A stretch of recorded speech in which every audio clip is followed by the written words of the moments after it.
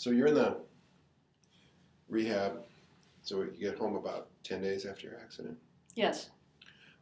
What are you coming home to? You have an apartment by yourself? I was in a duplex when my last day of rehab, when they were going to discharge me. Um, um, my family members and some friends were at that meeting with the doctors, and because I had nowhere to go, they said you cannot live alone anymore and you cannot drive. And so I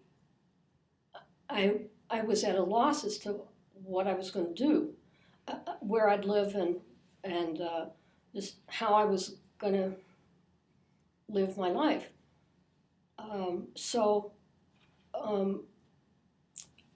most of my support group came from members of my church, because my brother had to go back to Pittsburgh, and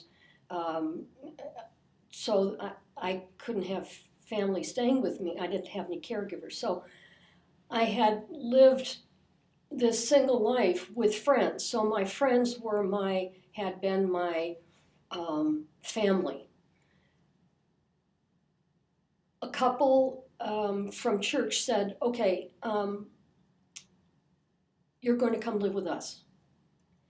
And they set me up in a spare bedroom where I had the most necessary part of my life. When I'm on brain overload, I can't find words very easily, especially nouns and verbs. So, Well, other than those nouns and verbs, you're okay. Yeah, I'm just fine. I know prepositions very well. Some of my belongings were there. My 2 cats were with me, including their litter box, and I lived basically in one room for the next 4 months. I did not have to cook. All I had to do was my own laundry and keep myself clean. And I couldn't believe that they were just so marvelous to me. And I had other friends that came and took me out for some things.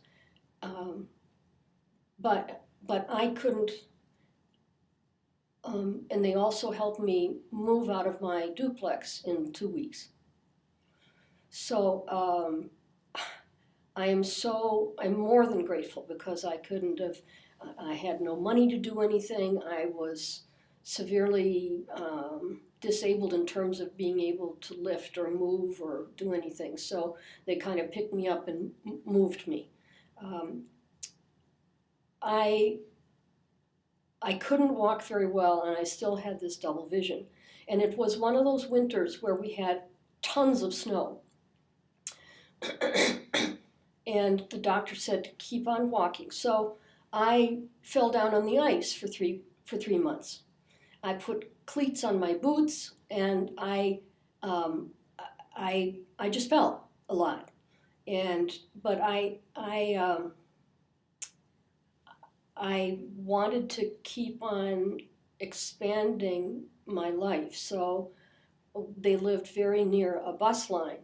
So I remember the first time I took a bus, and I went to the brain injury support group, and I said, I got on a bus today. And they all clapped and said, wasn't that wonderful? And the rest of my friends said, well, like, what is that, So, and is that the support group that's here? That's the support group that's here.